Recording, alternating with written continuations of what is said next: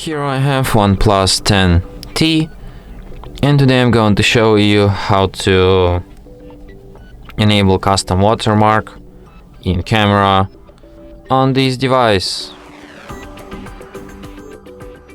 So to do this, firstly you have to open camera, tap on three dots here, go to settings, then go to the watermark, enable it, and here you can add author name.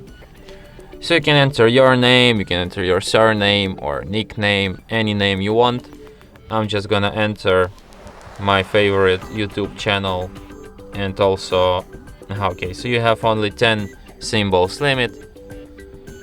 Okay, no problem. And now let's take a photo just for an example. And as you can see here, I have my custom HardReset.Info watermark. So yeah, and that's it. Thanks for watching. If you find this tutorial useful, don't forget to hit that like button and subscribe to our channel.